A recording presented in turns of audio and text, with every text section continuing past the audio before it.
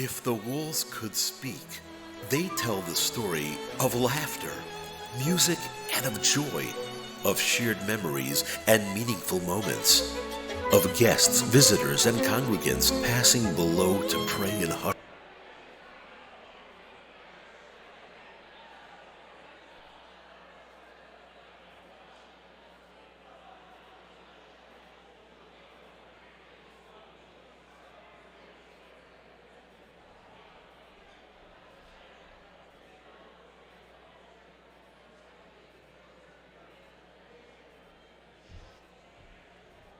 Everyone, the video is about to begin. Please take your seats.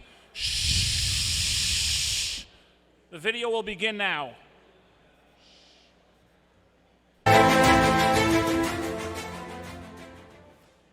If the walls could speak, they tell the story of laughter, music, and of joy, of shared memories and meaningful moments, of guests, visitors, and congregants passing below to pray in hushed whispers for over a century. Welcome to the Chelsea Shul, with hundreds of congregants and robust programming, from Shabbat services, bar and bat mitzvahs, Jewish graduate student outreach, the Sabina Waxel Chelsea Gan, the Rohr Center for J-Grads, and Tikkun Chelsea. You are definitely going to find something for everyone, whether you lived here for a long time or are new to the neighborhood. How did all this get started? Let's go back to the beginning and take a brief walk through our history. Built in the 1850s as the Third Reformed Presbyterian Church, the Emunat Israel congregation acquired the space in 1920. During this transition, the congregation installed stained glass windows as a tribute to their vibrant culture and community. Founded in 1865, the Chelsea Hall has a long and beautiful history as a focal point of Jewish life. In 1852, a group of immigrants from Eastern Europe arrived on American shores. They established Congregation Emunat Israel. By 1920, they pulled together and purchased the shul we still have today. The next few decades, however, would be very hard times for the shul. Amid the Great Depression, the shul took a heavy economic hit, and things seemed bleak.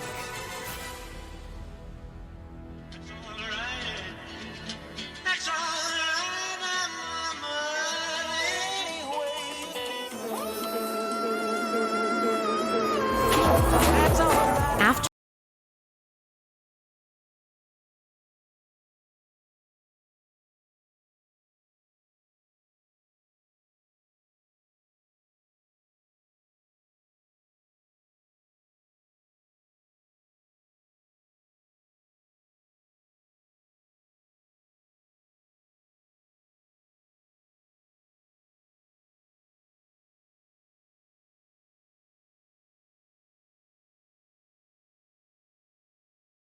Jews in the garment industries, as well as many local store owners.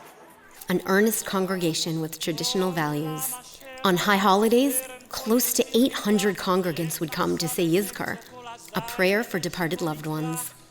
It also served as a place of celebration for its numerous congregants, hosting weddings, bar mitzvahs, birthdays, and more.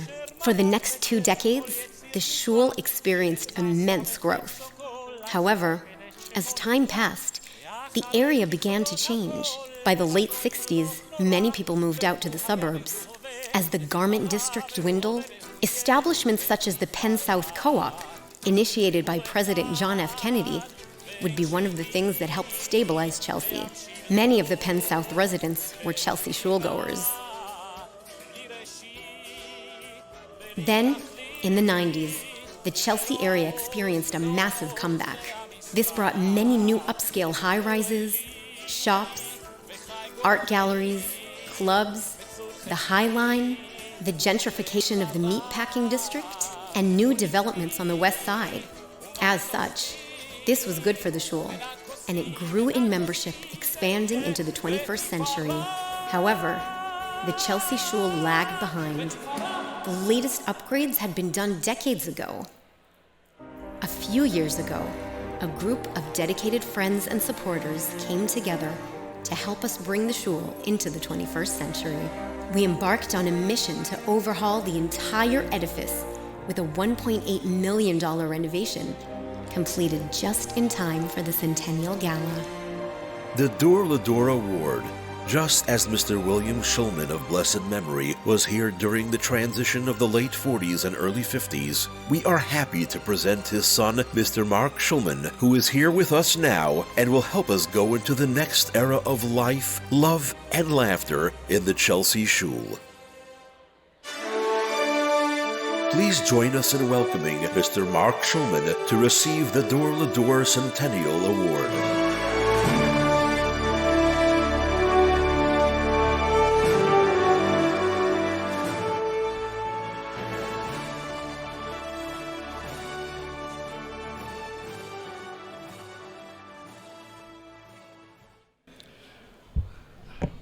Wow. The synagogue doesn't look the same to me this way, so I'm a little taken aback about how great it looks. I would have come much more often if it looked like this. When Rabbi Wolf called me and asked if I would consider receiving the Dor Lador Centennial Award this year, I was very surprised and very happy and very flattered. My family, when I realized about the 100 years that the temple has been here, has been part of the history for almost 80 years, which is a pretty amazing number when I thought about it. Lador Vador in Judaism literally means the passing down to generations, great stories, great memories, tradition. And this award, from that standpoint, is very unique and special to me. You see, my father, William, died when I was 3 years old, and my sister had just been born 4 months earlier. So the chance of me ever getting to really know my father or understand him was going to be obviously a challenge, except for the fact that my mother, Sandra, was not going to let that happen. And she instilled in me and my sister all the stories about when they got married, my father's time in the army, all the beautiful things that I got to know him through her. And that, clearly is what Lador Vador means. And I mentioned, how the synagogue looks tonight. I remember the very first time that I came through those doors, and I may have been 6 or 7 years old at the time, and it was the High Holy Days. And I remember walking down with her, and she points up, and she says, that's in honor of your father. And I said, really? And she said, yes, the Stein stores that he worked for got together and donated that to the synagogue. And I remember leaving, and it was a long service because it was the holidays, I couldn't wait to leave, but I remember leaving and thinking to myself, this was really a place that I could be with my father. And it's turned out to also be a place I could be, I'm sorry, with my mother or my late wife, Jackie. So it's a very special place for me. And we, as the Shulman family, have tried to maintain the traditions here. I was bar mitzvahed here by Rabbi Leifler. God bless him. I don't know how he got through it with me. It was pretty amazing. But I will say, not in a braggy way, he did say to me at the end of my service, he said, I've never, ever, maybe it was 2 evers, heard anyone chant the way you did, Mark. I'm not sure, but I think he meant it was much better than that. I was blessed to marry the love of my life here, Jackie, right up here. And my 2 sons, our 2 sons, William and Adam, were both bar mitzvahed here. And I've got 2 wonderful grandsons, Jonathan and Jack, who I'm pretty sure we're going to make sure Rabbi will be. It's going to be a handful for you with Jack, but I would hope that we maintain that tradition. So hope I haven't spoken too long, but I just want to thank all of you for being here tonight. I want to thank my family because I love them all very much, and they're here for me and my support. Unfortunately, my sons are traveling, and they never really like me that much, so I don't know. But again, you've given me a L'Adore Vador memory that I will cherish for the rest of my life, and thank you so much for the honor.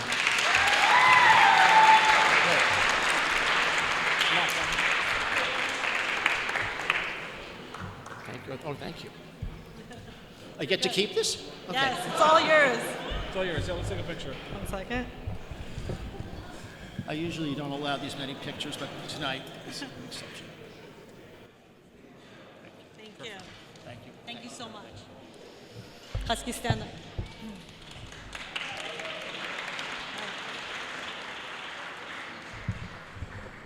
Distinguished honorees, rabbis, professors, alumni, students, friends, and family, you are all our guests of honor. It is with great pleasure that I welcome you to tonight's gala dinner celebrating 100 years at the Chelsea Shul. We are truly honored to share this incredible milestone with all of you. In the Hebrew calendar, this year is known as a Hakel year, a year of gathering. How appropriate is it then that we are all gathered here together to connect, share ideas, and commit to the common goals of Jewish values and community? Excuse me. To reflect on the past 100 years and say L'chaim to the next century of Jewish life. L'chaim. I should have brought a cup. In 1951, when the Lubavitcher Rebbe took the helm of the Chabad movement, he set forth a mission statement. The Rebbe highlighted 3 loves as integral to Judaism: love of God, love of Torah, and love of God's children. But he explained that the key to the love of God and the love of Torah is by first loving his children. Tonight we commit once again to that ideal, loving every Jew and all humanity, regardless of background or affiliation. In essence, this is what the Chelsea Shul set forth to do. We have rejoiced together during holidays, Simchat Torah, Purim, really every Shabbat. We have cried together at a Shiva house, through illness and challenge. We have celebrated baby namings, ufruf, bar bat mitzvahs, graduations, weddings. We are family. Tonight we say thank you. Thank you for helping us grow and for growing with us, for opening your hearts, speaking your mind, and being there each step of the way. We are so grateful to our exceptional honorees and to each of you for coming tonight. Thank you for your commitment to the continuance of Jewish life here in Chelsea and beyond.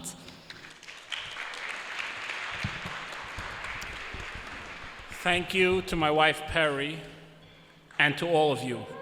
I look forward to an amazing evening of love and laughter.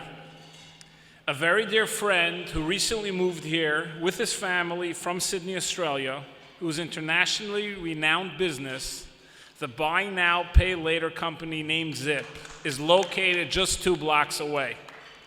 I would like to ask Larry Diamond to please come up to accept the Chelsea Business Award.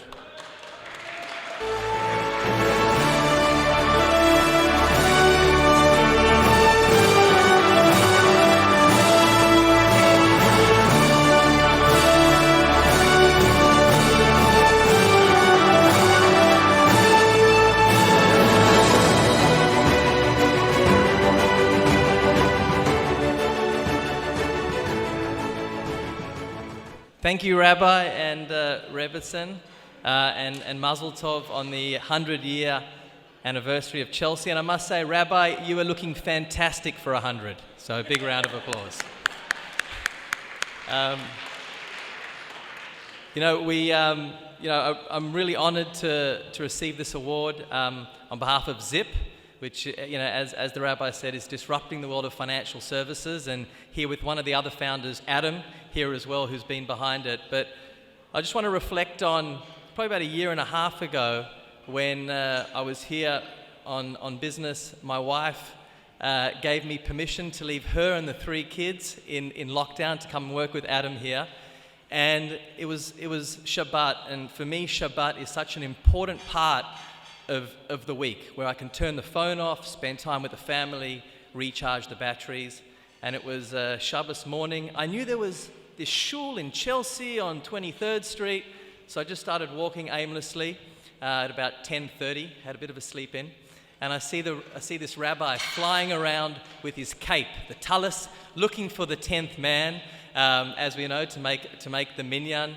And they say, unexpected friendships really last the distance, and we felt at home, unbelievably, and it's been a place for me and for Ashton and the family, and we just moved here a few months ago. So I want to thank the rabbi and the community. I also want to thank my dear wife, who, from saying we're never, ever, ever going to go to America to only if you really, really need to go, and now she's having a wonderful time with the 3 kids. So thank you to all of you, and thank you to the Zipsters who are here tonight as well.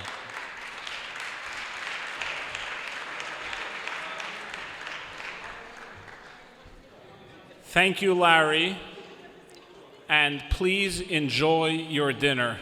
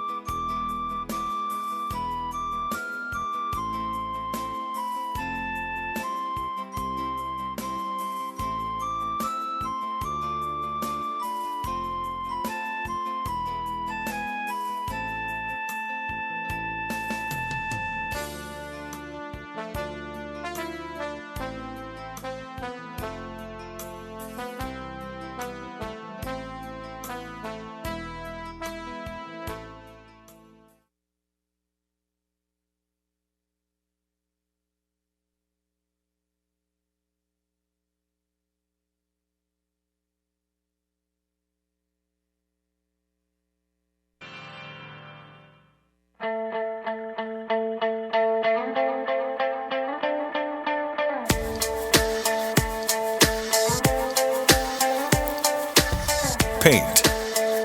brushes, canvas. What happens next is nothing short of amazing.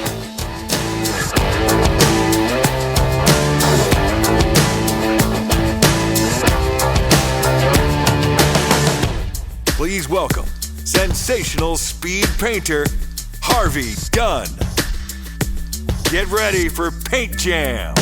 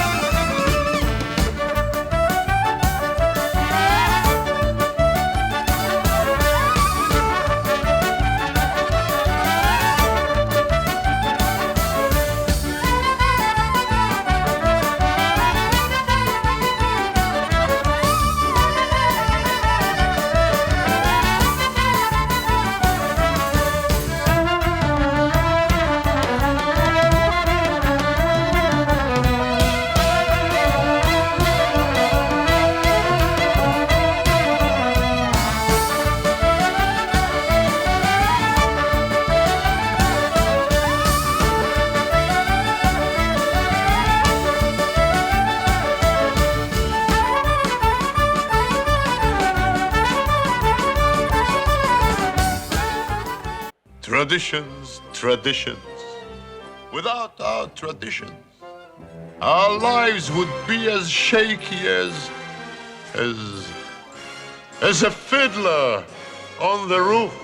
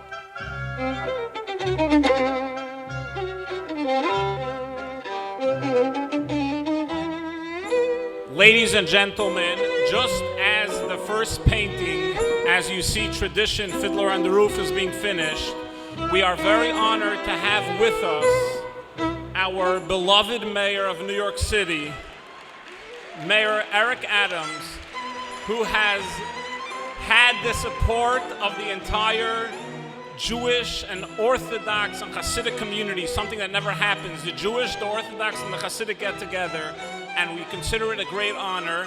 As this painting is ending, I would like to ask in 30 seconds, we're almost done, for Mayor Eric Adams to come up.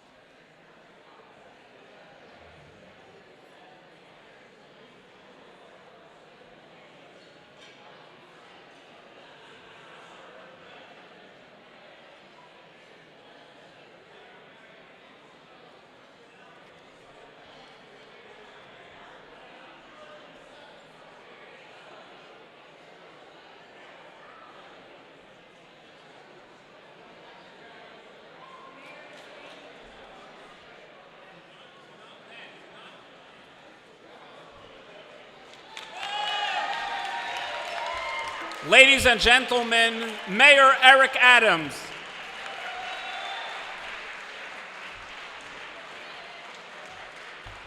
Excellent job.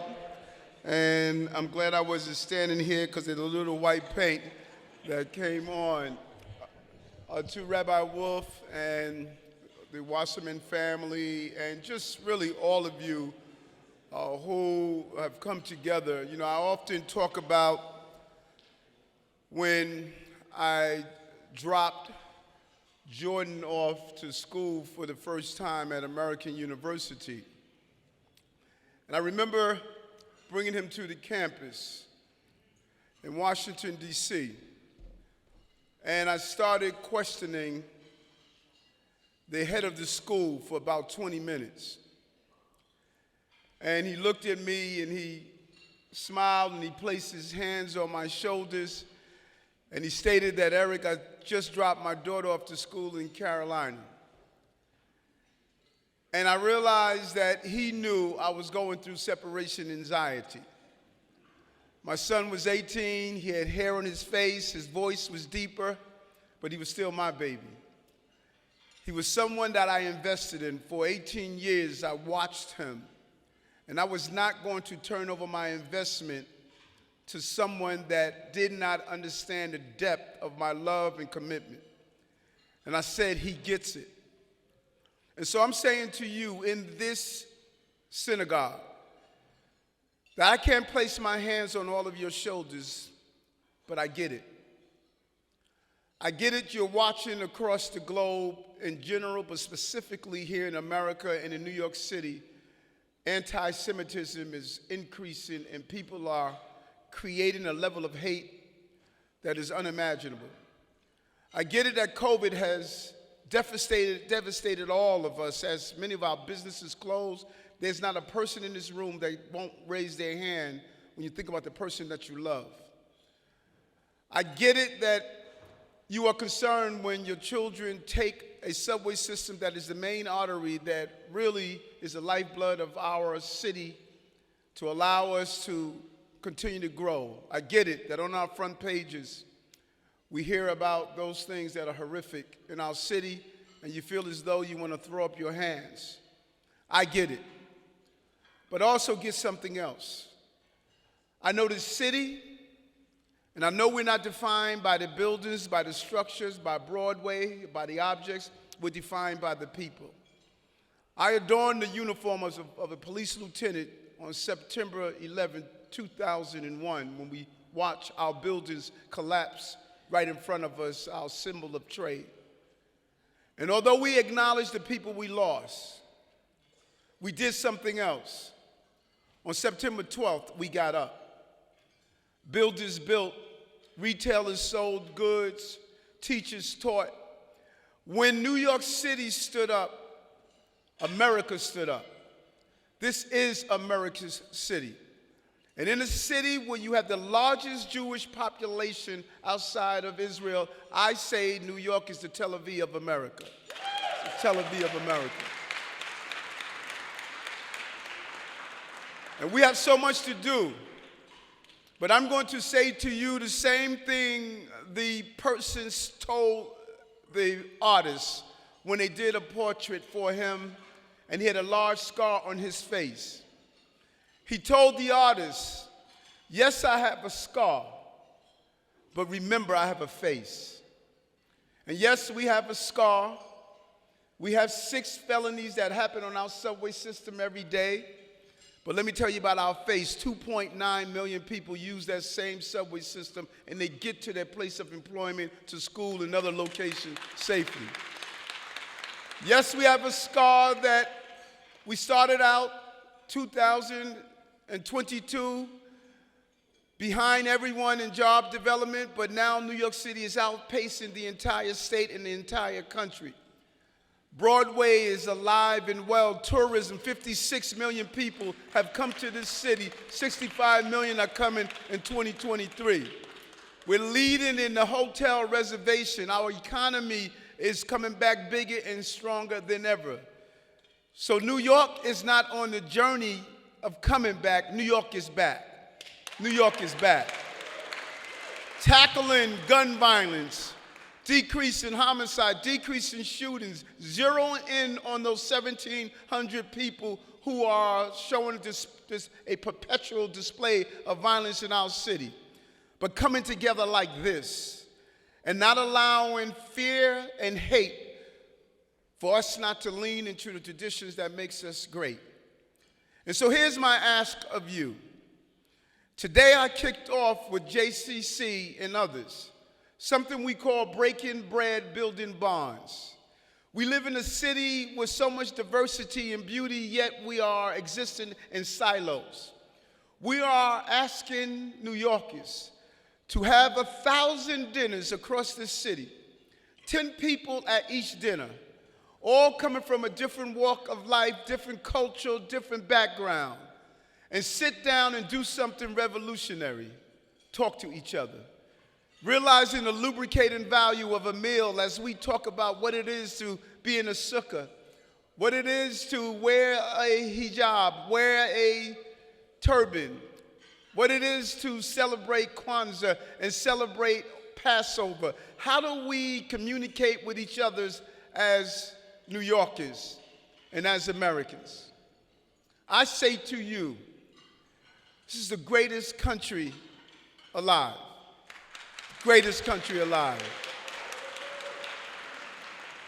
Only place on the globe where dream is attached to its name. There's not a German dream, there's not a French dream, there's not a Japanese dream, but there's an American dream. There's an American dream. And we must celebrate that dream every day. And just as I put on that bulletproof vest and for 22 years protected the children and families of this city, I'm going to do so as your mayor. 100 years of this great place of lifting up our faith in the Chelsea area. I wish you 100 years more of success. God would be with you. Thank you very much.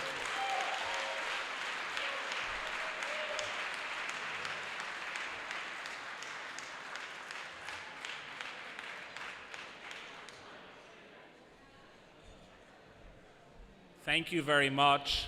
While we enjoy our dinner, I want to apologize to Paint Jam for rushing you for the first painting. We're now going to go on to our second painting of Paint Jam. Thank you so much, Harvey, and I hope you still love me.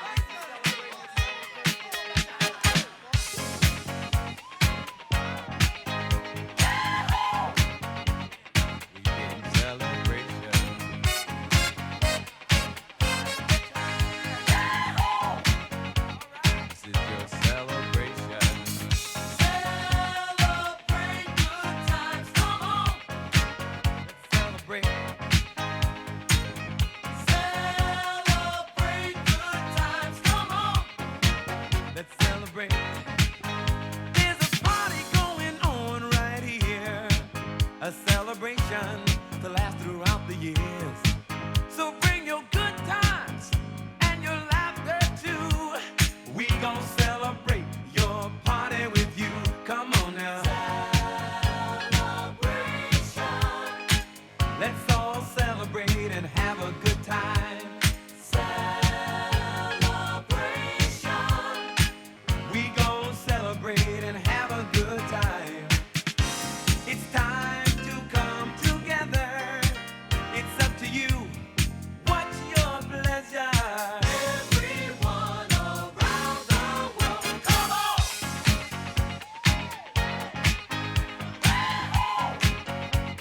It's a celebration.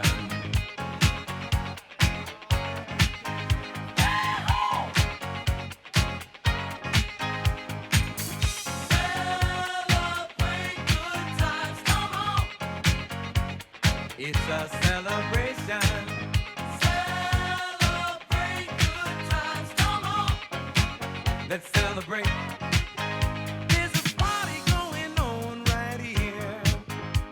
Dedication to last throughout the years. So bring your good times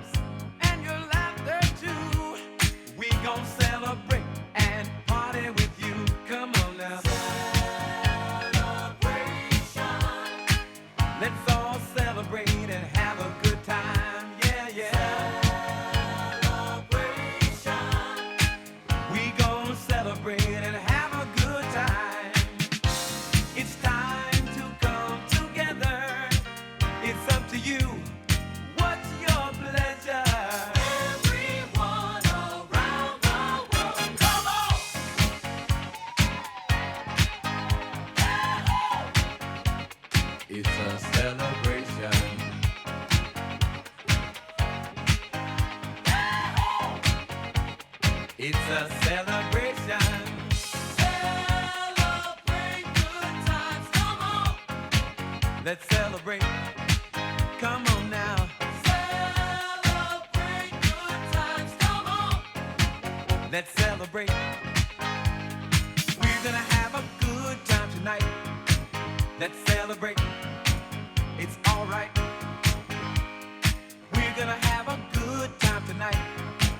Let's celebrate. It's alright, baby. We're gonna have a good time tonight. Let's celebrate. It's alright. We're gonna have a good time tonight. Let's celebrate. It's alright.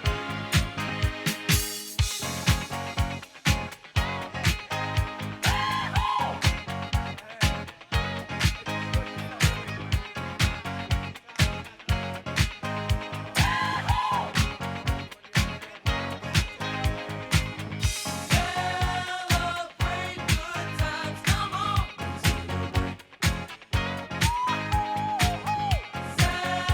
Celebrate good times, come on. It's a celebration. Celebrate good times, come on. Come on and celebrate tonight. 'Cause everything's gonna be alright. Let's celebrate. Celebrate good times, come on. To life, l'chaim. L'chaim, l'chaim, to life. Here's to the father I've tried to be. Here's to my bride to be. Bring l'chaim to life, l'chaim. L'chaim, l'chaim, to life. Life has a way of confusing us, blessing and bruising us. Bring l'chaim to life. God would like us to be joyful, even when our hearts lie panting on the floor. How much more can we be joyful when there's really something to be joyful for? To life, l'chaim. To Zeitel, my daughter, My wife! It gives you something to think about. something to drink about. Drink l'chaim to life. Mordche! Yes, what is it, Elizabeth? And Mordche drinks for everybody. What's the big occasion, lady? I am taking myself a bride. Who's the lucky one? Tevye's eldest, Zeitel. Today's a wolf to Tevye. To Zeitel, your daughter. My wife! May all your futures be pleasant ones, not like our present ones. Drink l'chaim to life, l'chaim. Hello, hello, shalom, everybody, and mazel tov. Congratulations on your centennial. Well, it looks like we got one canvas left up here. You guys want to see one faster or slower? Slower, got it, no problem. Faster, okay, we can make that happen. So let me lay it out for you guys, okay?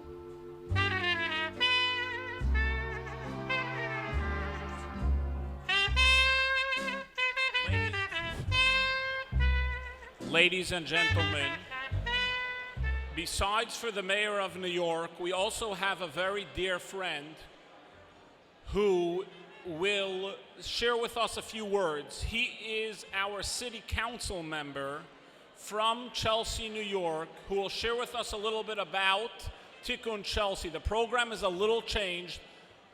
He was meant to present Henry with the award, but Henry's award will come later.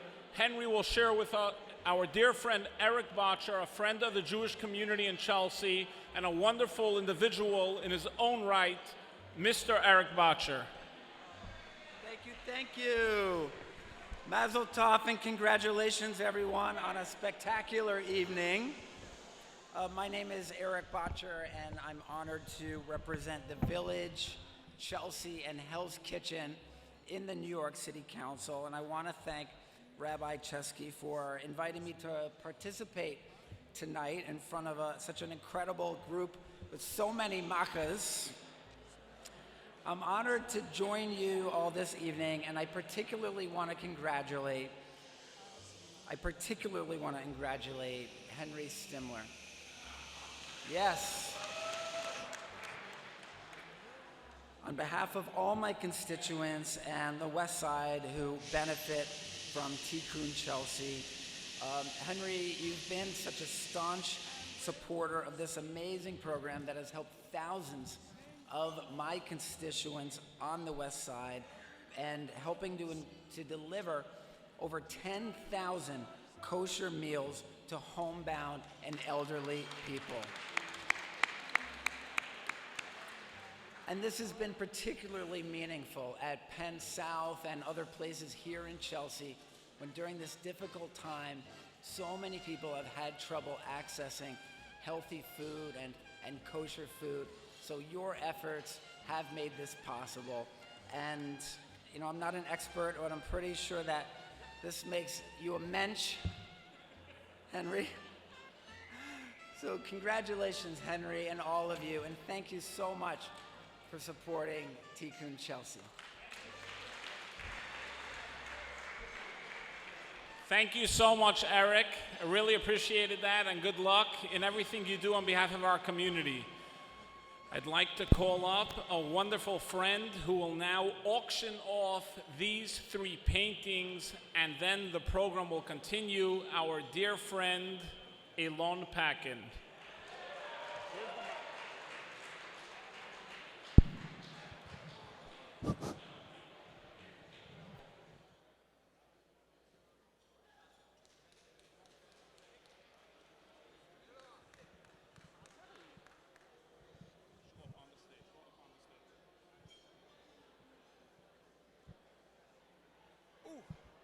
Sending me up on the stage.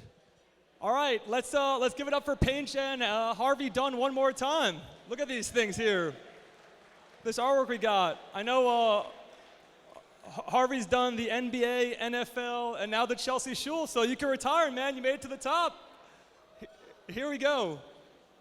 Just quickly, one sentence. My name's Elon. I'm a member of the Chelsea Shul. Have had the great honor of meeting Rabbi Wolf and Perry. Want to thank you guys so much for everything you do for this community. It means a lot to me. I would say for me, the spirituality that I found here at the Chelsea Shul has been so important in my life, my ability to pursue the career things I want to do. And so I thank you. You've helped me keep my head on straight. So cheers to you, and cheers to 100 years here and 100 more. All right, so why don't we auction these bad boys off? I think the way we're going to do this, we'll do a buyer's choice. So that means we'll do a bidding process, and whoever wins the first round of bidding will get to pick from these three amazing pieces of art here: Fiddler on the Roof, Statue of Liberty, and this L'chaim Cheers bottle. All right? Now, before we do that, let me just say two quick things. Number one is all the proceeds from this auction are obviously going to support the Chelsea Shul here. So that Tikkun Chelsea program you heard about, you know, serving 10,000 meals, that money is going to that. And number two is, I don't think anyone has gone to their deathbed saying, I gave too much money to charity. So here's your chance to make right, support a good cause, and get an awesome piece of art in the meantime. Why don't we start this auction with, well, I think these things go for what, like, if they were in a gallery on 10th Avenue, maybe $10,000? $5,000 right over here, kicking us off strong. Thank you so much. Who's got the next bid? We'll do increments of what? A couple $100? If you win the first one, you get to pick. So you get to pick once you win. We got $6,000 there in the back. I love it. Let's keep it going here. Who's got the next bid? You, young man over here in the front. $7,000. Let's get the ball rolling here. I love it. $7,000. 8. We got 8 in the back. These generous people of the Chelsea Shul. I love it. Who's up next? $8,000 is the highest bid right now. Let's get some action over here. $9,000 right here in the front. We got a high roller. Who else wants to get in this action? Is there another table here? The bid in the back, don't let him get away with $9,000. He's showing you up. He's saying this guy won't go to $950. $9,000 in the front, $950 in the back. $9,000 going once. Anyone else? $9,000 going twice. We got $9,000 to the awesome man here in the front. Congratulations, Thirst. Thank you so much.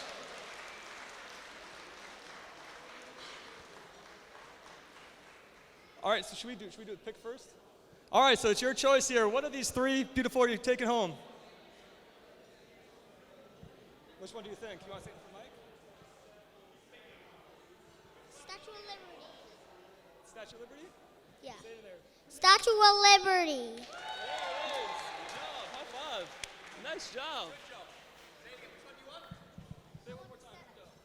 Statue of Liberty. Yeah, let's do a round of applause here. I love it. I love it. Okay.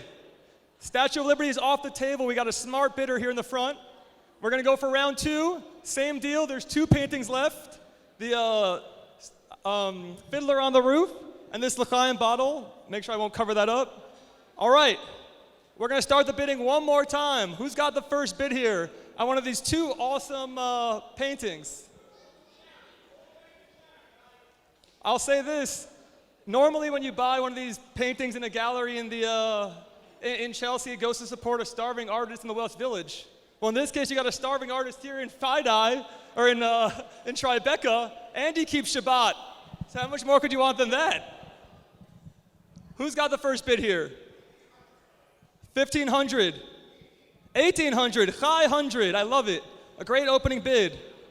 Who else wants to support the good cause here in the Chelsea Shul? We got 2,500 right here in the front. I see it's a little quiet. We need more booze. Where's the rich table? Larry Diamond needs some more booze. Give this guy a drink. Where's our zip? 4,000? You got 4,000? Is that a cool 4? A cool 4 here for Larry Diamond in the front. What a guy. And I think Mayor Adams said you'll get free parking for a year wherever you want. So that comes with the next picture here, 4,000. Who's got another bid here? 4,000 is on the top. What about that back table? We got another bid here. Anywhere else? You thinking about it? On the side? All right, we got 4,000 going once. We got 4,000 going twice. The Zip team, the generous man, Larry, the homie. Larry Diamond, congratulations, sir. Thank you so much.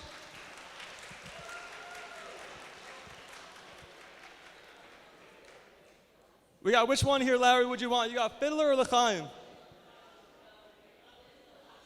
He's letting the missus pick. Smart choice.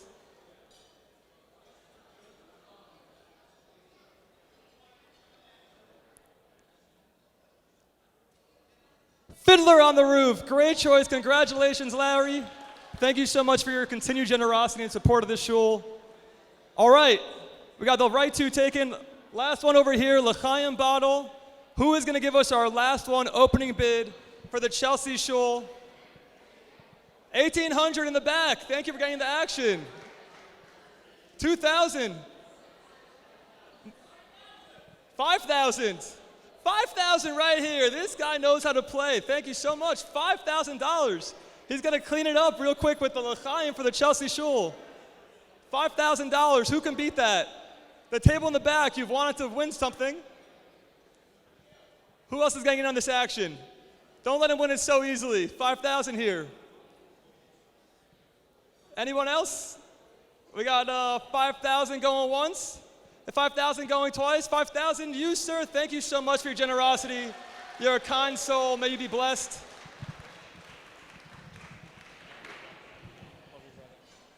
Congratulations. Thank you so much, Elon. Everyone, please pay. Please. Now it's time. We are about to show a video about our guest of honor and the Chelsea preschool. I ask everyone to give your attention to the video screens, which will begin in one moment.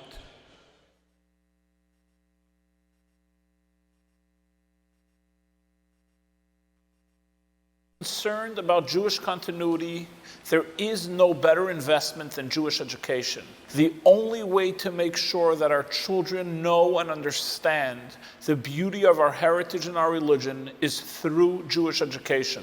When a child joins the Sabina Waxel Chelsea Gan, it's a new experience for them, and they're learning how to be in a new environment. We encourage them to be their best selves. We are giving them the tools to self-regulate and stay on task. And those skills will serve them for the rest of their lives. The Chelsea Gan has been life-changing for our daughter. We see a difference in how she approaches Jewish tradition, Jewish culture, love of Judaism. Children are naturally joyful. And when you walk into that classroom, you can see their joy. You can witness their connectivity, their emotional well-being, their sense of safety. For 2 to 3-year-olds, every activity is a new discovery. She is so excited to go to Gan. Her favorite place to come It's her to. favorite place to come to. And what we want to provide these children is that feeling of, I want to explore, I want to touch, I want to learn, I want to be a part of what's going on. Before this year, our eldest son wasn't in a Jewish school, and she was, and we very much noticed the difference in what we were able to teach at home and then have reinforced in the school setting. So that's been incredibly important to us. We love the way and are so appreciative of how the Chelsea Gan has enabled Zelda to take ownership of our tradition.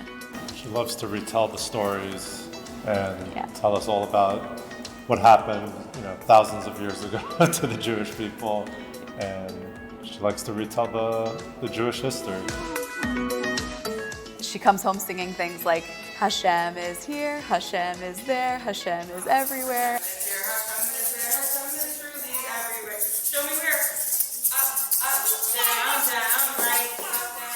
And she's taught that to her little cousin, her brother. She comes home every Friday with challah, and she's so excited to have her challah next to our bigger challahs that we've made at home, and to put those on the challah plate on the Shabbos table. So something that's been so important is how Zelda is learning firsthand how to enact Jewish values. Chesed, kindness, for example, by coming to school and giving a penny of tzedakah every day. She knows now, this is a part of me, this is a Jewish thing to do. It's important to me, it's important to my friends, it's important to my moras and the people that I look up to. And our goal is that this place should be somewhere that they can call their own, where they feel like it's their second home, where they feel comfortable. Growing up in the city environment where you walk outside of your building and you're exposed to the whole world, it's really nice to have a home that shares the same values as what you have at your own house. And Chelsea Gan has been that extra home that we've had that has taken in our children and really brought them a lot of Jewish learning, and we're very appreciative of it. From all of the things at the Chelsea Shul, the thing that makes me most proud is when Jewish children are saying Shema Yisrael, when they're singing Jewish songs, when they're dancing and happy to be Jewish. Ever since we started the Chelsea Gan, there has been a very significant uptick in all our children programming beyond just the school. We're so grateful that the parents have entrusted us with their children's education. And I think the Sabina Waxel Chelsea Gan will grow and flourish and be a beacon of light for the whole neighborhood. When I approached Dr. Waxel about starting a school and naming the preschool for his mother, Sabina Waxel, he was immediately excited. He loved the idea and has been a supporter ever since we started the school a year ago.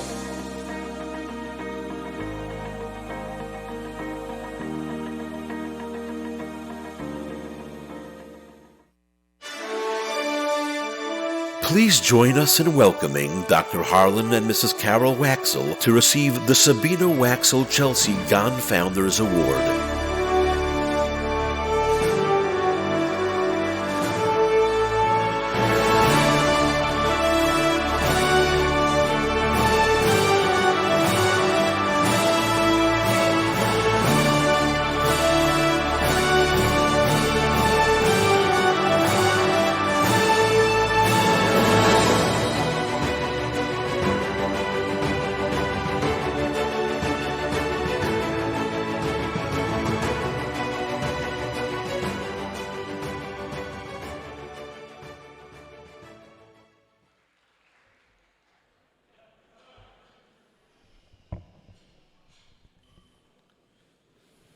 Thank you. Can everybody hear me?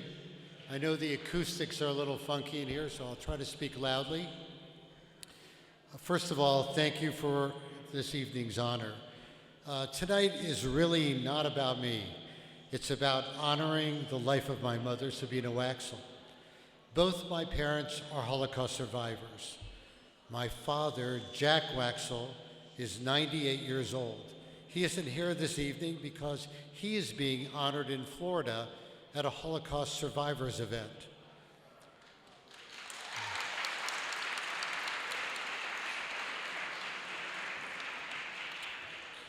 I know some of you have met my father, and everyone who has knows how remarkable he is.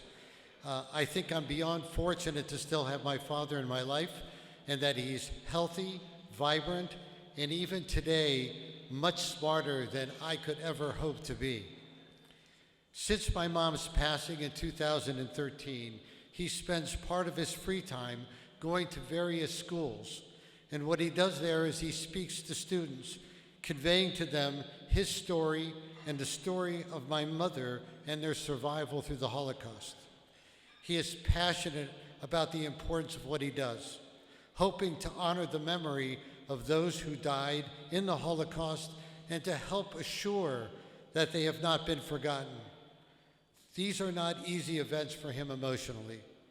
Each time he speaks, each time he's interviewed, he has to recall the horrors of the past. But as he says, telling his story and not allowing the events of the Holocaust to be forgotten makes it worthwhile for him, in spite of the fact it provides to him some personal sadness and nightmares. About 25 years ago, my mom and dad felt compelled to go on a trip to Poland, first time back since the war.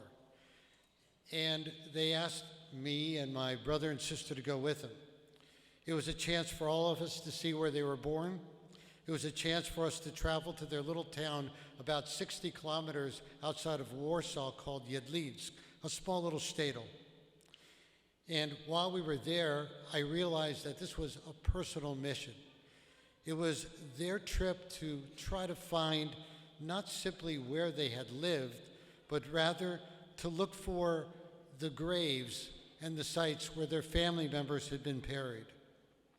They wanted to visit these areas to make sure that those grave sites and those people would not be forgotten. Sadly, there were no grave sites. The gravestones were missing. The sites where the graves had been were no longer there. In essence, it was a difficult trip because it ended without resolution for them in terms of what they wanted to see.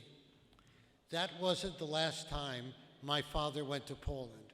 He's been back 3 more occasions, as recently as last year. He is still looking and hoping to find some markings of the places his family members had been buried.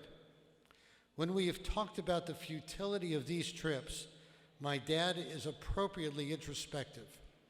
He talks about the pain he feels not finding these grave sites. He feels scared that their souls have been lost and that their memories are also lost. To help address his loss and his concerns about these souls, I've worked with the U.S. Holocaust Memorial Museum in Washington to dedicate a wall for these family members with their names. And in fact, we're going to have an unveiling of that wall in June. And God willing, my dad is going to be in attendance, and this will be a dedication that I hope brings some personal sense of closure to him so that he knows these people won't be forgotten.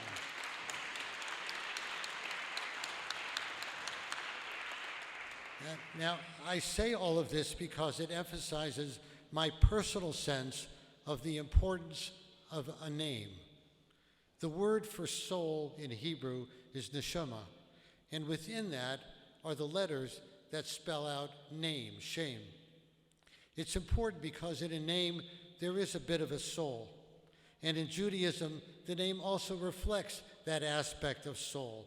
As a parent, I know how carefully we considered and commiserated over the choosing of a name for our kids.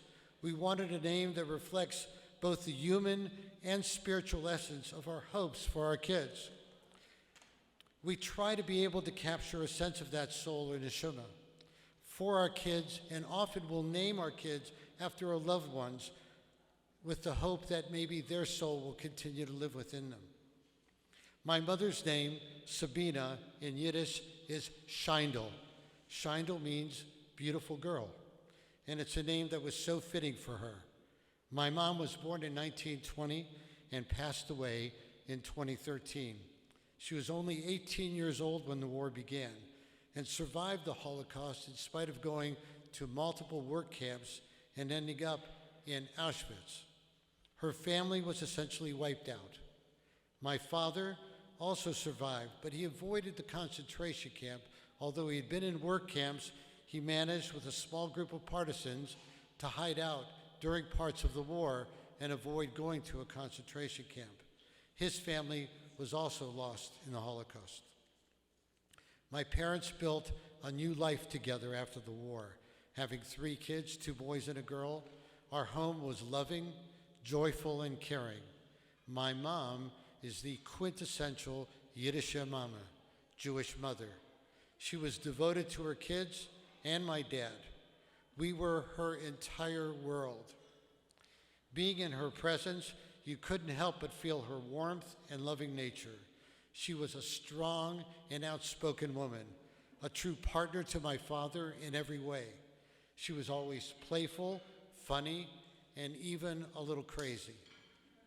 She especially loved her grandkids. My mom was a strong proponent of talking about her experiences during the Holocaust so that it would not be forgotten. And she too would be very happy and was willing to be interviewed and talk about what had taken place. I'm blessed that my kids were able to grow up knowing her and experiencing her passion and love. My firstborn grandchild was named in her honor, and without question, her soul continues to be with us in my little Sabina. A friend of mine who's here tonight recently asked me to reflect on what was the most important information on a gravestone. I really didn't have an answer. Gravestones have a bit of information with names, and also they have the date we're born and the date we pass. But as he eloquently expressed, the most important information is the small dash between those dates. It is the life we lead on a day-to-day basis that really defines who we are or who we were. My mom's dash, her day-to-day life, was absolutely extraordinary in the love she shared and the people she touched. In the naming of this preschool after my mom, my hope is that her soul is able to touch the kids that enter and that her vibrant persona will never be forgotten or lost. I can't imagine more appropriate place to carry her name.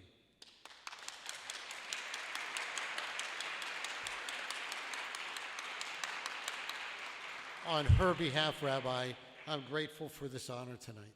Thank you.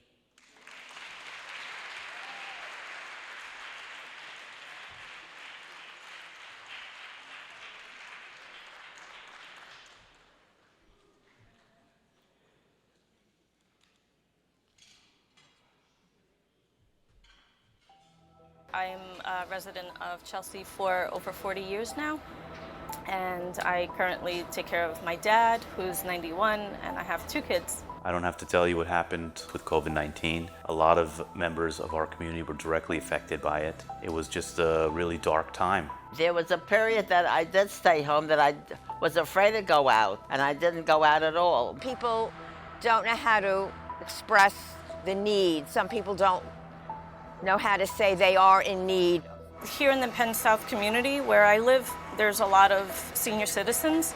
Not many of them can go out and get food, so they rely heavily on food services, and because of their limited income, they don't have the means necessary to order from Fresh Direct or wherever, and a lot of them here in the building also keep kosher as well.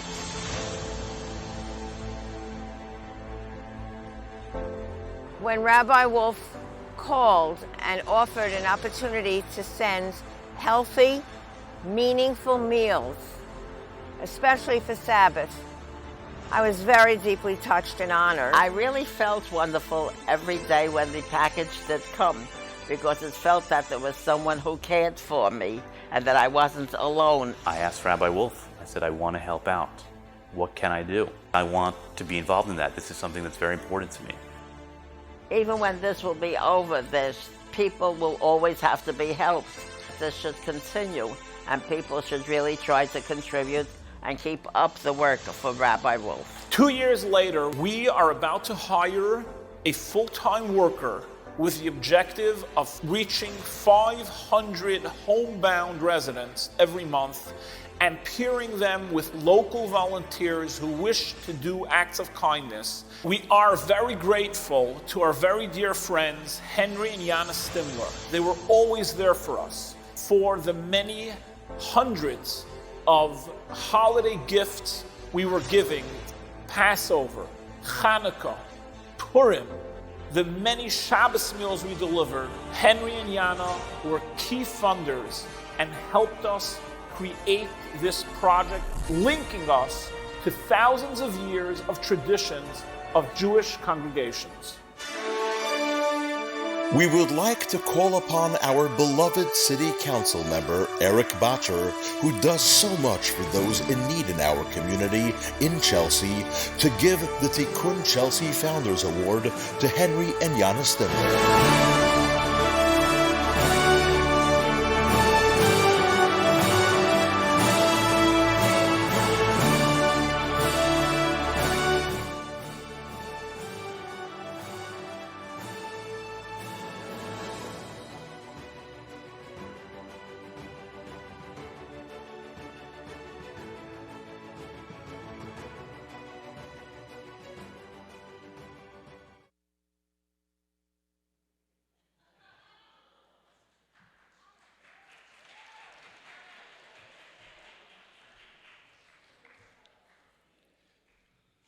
Going to remove other people's speeches.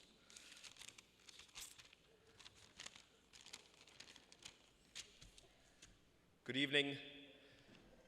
Before I start, I want to thank my wife, my children, my work colleagues, my dear friends for all being here tonight to support me in receiving the Tikkun Chelsea Award. My name is Henry Stimler. I don't pray in this shul. I don't live in Chelsea. I don't even live in New York. We now live in Miami. How is it that I'm here accepting this award? Something doesn't make sense.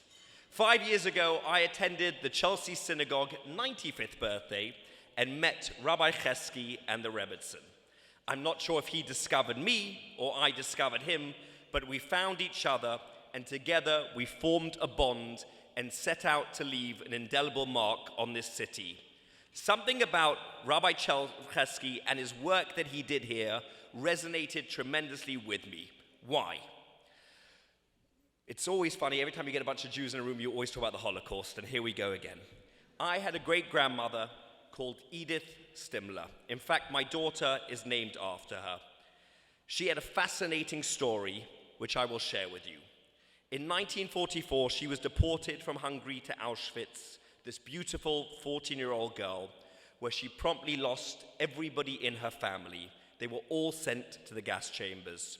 She was spared from this fate because Mengele, some people call him Dr. Mengele, the doctor of death, saw her and pulled her out of the line and gave her the job to be his messenger girl.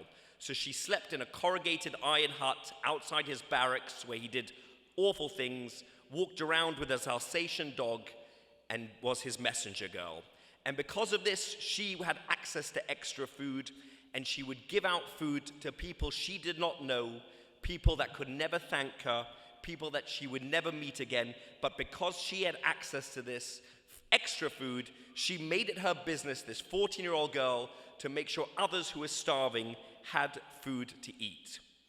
And this didn't stop in 1945 after the war.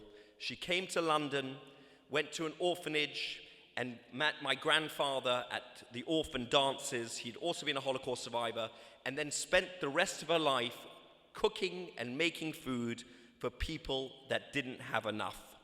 So when Rabbi Chesky spoke about feeding the congregation, that was something that I'd seen at home, something I'd seen growing up, something that's why I brought my children here tonight, so they can continue and carry the torch on. I dedicate this award to my grandmother and say thank you for giving me that lesson. Thank you, Rabbi Chesky, for allowing me to be part of this wonderful mitzvah. It would be remiss of me in a synagogue not to talk a little bit of Torah. This week's Parsha, which is my Bar Mitzvah Parsha, talks about Moses and the Jews leaving Egypt and becoming a people. And this is the birth of our people and the birth of our first great leader. But what do we really know about Moses, who my son is named after? What we know is stories of this man, very few stories. One, he saw two people fighting, he intervened. He had empathy for a poor slave getting beaten. He lost sheep, he intervened to find the sheep. He helped sisters unplug a well that was covered with heavy stones. He had empathy. So the only thing we know about this leader is that to be a great leader, you have to have empathy. We know nothing else. We don't know if he was smart. We don't know if he was a great orator. On the fact he wasn't a good orator, he couldn't speak. We know one lesson, that he saw human suffering, identified the human suffering, and tried hard to remedy that. We should all take the lessons of my grandmother, of Moses, our great leader. If you see a problem, if you can help, if you see empathy and feel the pain of fellow man, we have to do our part to help. Rabbi, we try and do our part to help. Yana, I love you. Kids, I'm so happy you're here. My colleagues, my friends, everyone, thank you. Good night.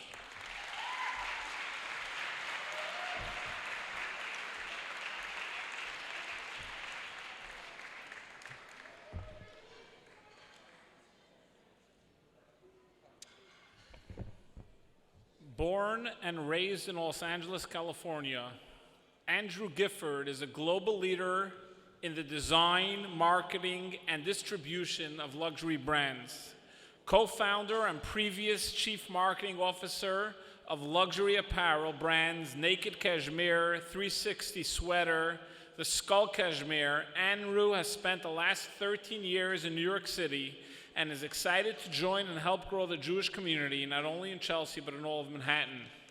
He lives exactly 1 block away from the Shul. Some people mix up 236 West 23rd with West 24th, and has 2 English bulldogs, Biggie and Chunk. Please welcome Andrew to accept the Young Jewish Professionals Award.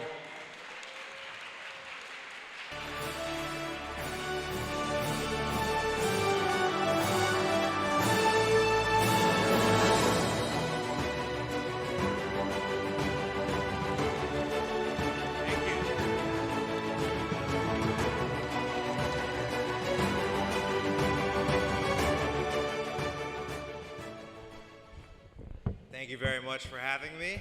Never met a mic I didn't like. So there's 3 Jewish mothers sitting on a park bench, all talking about how much their sons love them and care about them. The first mother goes, "My son cares about me so much, he sends me flowers every single week." The second mother goes, "My son calls me every week." And the third mother goes, "My son's in therapy 5 days a week, and he talks about me every day."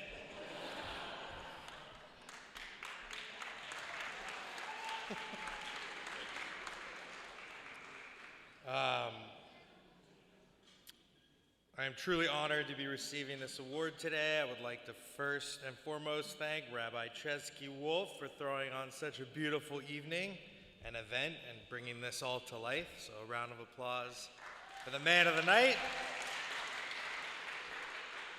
I would also like to express my gratitude for my family and colleagues who are supporting me tonight. They're over there, so thank you guys. And thank you again for this incredible honor and this invitation into this special community. Have a good night. Thank you. Yeah. Ladies and gentlemen, we will now have our comedian followed by dessert. We would like to welcome up and coming, he's already a very well-known Jewish comedian. He's already here at the Chelsea Show. Many people started off who became even greater.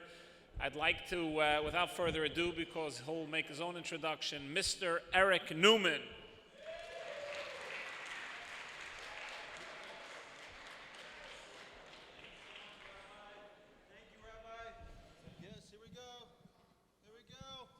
How we doing, guys? How are you?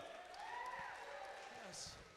One more time for Rabbi Wolf and everybody who put the event together. So happy to be here.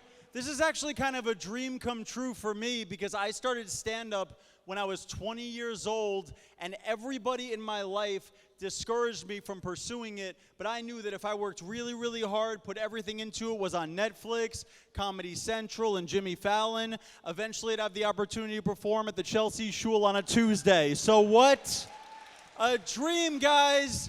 Dreams really do come true. I love how lazy this guy is. He's watching me on the screen while I'm right here. It makes me feel like I'm in the comfort of my own home. I understand, sir. This is great. I like it, man, because my agent called me and he said, I have a really big gig for you. And I said, oh my God, is it on TV? He said, close, it's next to a TV. So between 2 TVs, that's the best we could do at the moment. This is great. I'm Jewish. Any Jews? Yeah. That was a small percentage of how many Jews there actually are here, but I've been doing comedy for a while. As a Jew, I'll tell you how I know I chose the wrong career. All right, I'll tell you how I know. I've been out of college for years already, and my best financial year is still my bar mitzvah year. You shouldn't peak financially at 13. That's not a good look. God, there's so many good-looking white guys here. It looks like a finance convention. I love this. It probably is also, which is great. I went to Israel for the first time this summer. Anybody, you're going to love my comedy, Rabbi. It's really for you only. You doing all right, Rabbi? You tell me when I go too far, okay? I have currently an 8-year-old girl right in front of me, which is the conditions that I dream to have in comedy. I went to Israel for the first time this summer. Anybody been to Israel? Beautiful country. It's gorgeous. I signed up for a bus tour from Tel Aviv to Jerusalem. 20 people on the tour. We get to Jerusalem, get off the bus, and the tour guide goes, okay, this is our first site. This is where Jesus had his Last Supper. And I was like, what the heck? And the tour guide saw that I was confused, so he came up to me. He's like, hey, you Jewish? I'm like, yeah. He's like, what are you doing on a Christian tour? I'm like, I didn't know it was a Christian tour. I'm like, you have an Israeli accent. Are you Jewish? He's like, yes. I'm like, why are you a guide on a Christian tour? He's like, I go wherever the money is. I'm like, oh, you really are Jewish. But then it was weird because for the rest of the day, he kept trying to make the tour more Jewish for me, and all the other Christian people were getting pissed off. So right before we get back on the bus, at the end of the day, he goes, okay, everybody, this is our last site of the day. This is where Jesus turned water into wine. Supposedly. And then he winked at me. I'm like, that is super weird. And now 20 Christians hate me. My mom's very overprotective. Are you guys in a relationship, by the way? You're such a good-looking couple. How long have you guys been together? Oh, here, that pause is going to have a conversation later. You know that, right? You got to be quicker than that, dude. How many years? 16. Oh, nice. I love it. Where did you guys meet? In New York. Way to be very vague and halt my momentum completely, sir. I appreciate that. What do you do for a living, sir? A startup. Okay, very nice. Are these all your partners over here at this table? You're trying to get their money. I love it. Who has the most money at this table? I feel like it's this guy because he's dressed the worst. What do you do, sir? You know exactly who I'm talking to, sir. What? Same as him? What does that mean? Fintech. Okay, very cool. I'll stick with you. This is much more interesting. This woman hasn't made eye contact with me at all. She's just been drinking her alcohol. Miss, are you okay? Is everything all right? I love it. What's your name, miss? Yeah. Ellie's. Are you with anybody? You're who? That's your boyfriend? That's your boss. Okay. But also boyfriend? Okay. I like it. Very responsible, sir. Don't cross that line. I love it. Are you on the dating apps, miss? Are you on the dating apps? No? Okay. I'm not on any of the dating apps, but I feel like any app could be a dating app if you're creepy enough, you know? I've actually been having a lot of luck on Venmo lately. I have to be honest. I send women money, then I ask them out in that exact order. You like that one, didn't you, sir? I love it. Is this your wife over here, your lovely wife? You're divorced. Oh, well, you're handling this divorce very well. This is, and your divorce, wait, ex-wife. Who is this? Okay. Sir, I regret talking to you so much. Do you understand how much of a waste of time this was for me, sir? I have precious minutes up here. That's amazing. How long have you guys been together? You're very lovely. 3 years. Oh, nice. It's vulnerable. I love it. Amazing. Where did you meet? Was he your boss? No? You were his boss. Oh, I love that. Reverse roles. Hell yeah. I love it. I was on The Tonight Show with Jimmy Fallon in February. I was on The Tonight Show, and it didn't help. I'm here.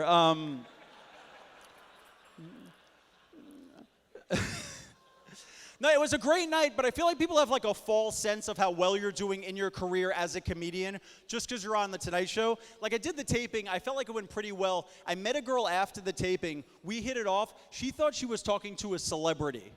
I brought her back to my apartment, which is like 500 square feet.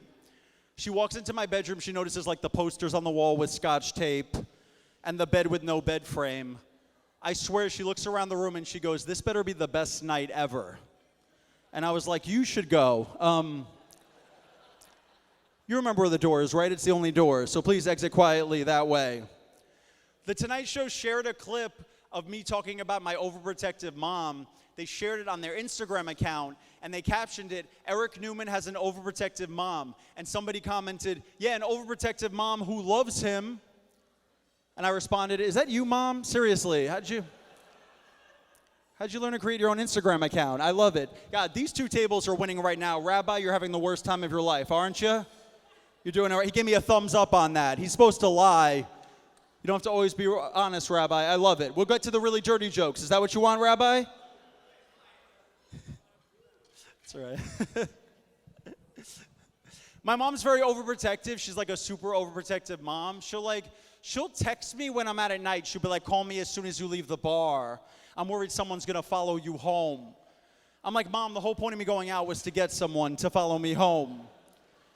She'll call me in the middle of the night to make sure I got home okay, but if I don't answer the phone because I'm busy, she'll call one of my best friends looking for me.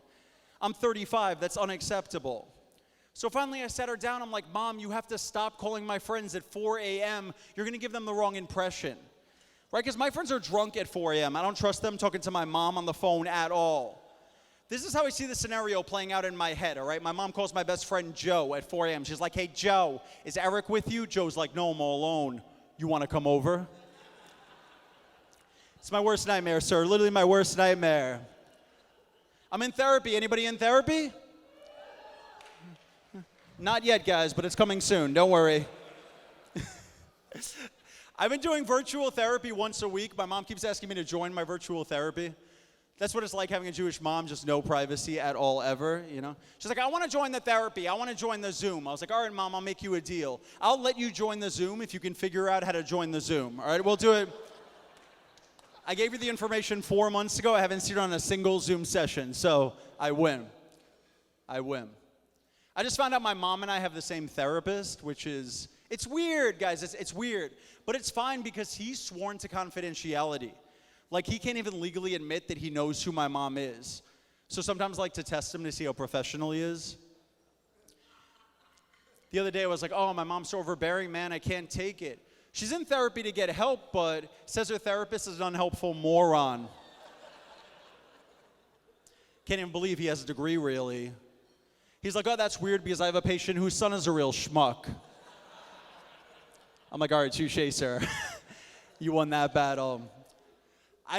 Most of you went to yeshiva, I assume? Yeshiva private school? Yeah? Absolutely. Get out of here. You guys definitely did. You guys look like you're the trustees for a private school. I went to public school. I got into a lot of altercations, a lot of fist fights growing up. I got into 11 fist fights. I lost 10. The 11th got broken up right before I lost. So here was my most memorable fight, all right? It was 7th grade lunchtime, and this kid, Chris Sullivan, tried to bully me, and he was holding a fountain soda. I slapped it out of his hand. It went all over his shirt, and he goes, meet me after school by the willow trees. I'm like, dude, this is Manhattan. There are no willow trees. But we meet after school, and he goes, I'm going to give you 2 options. Either you get down on your knees, say you're sorry, and I pour this bottled water all over your head, or we fight. And I have to be honest, it was a 90-degree day, so I'm like, I'll take the bottled water option. And it was the right option because the next day I overheard 2 boys talking about what happened. And the first boy was like, what happened yesterday after school? I couldn't make it. And the second boy was like, apparently Chris Sullivan baptized that Jewish kid. And then he beat him up. But before that, you guys have been fantastic. Thank you so much for letting me be here. I really appreciate it. One more time for the rabbi. Thank you, Rabbi. Appreciate it. Thank you very much, everyone. Please enjoy your dessert if it came already. If not, it will be here any moment. May God bless you all. And it was a wonderful, fun event. Is there anything else? And if you wish to contribute to help us reach our $500,000 goal, it's at chelseagala100.org. chelseagala100.org. And you could go there. I want to thank every one of the honorees. You've been tremendous. Thank you very much. God bless you all. If you want a painting, we'll talk about it over here. It has to dry. It's going to take a few hours, so we'll discuss the details.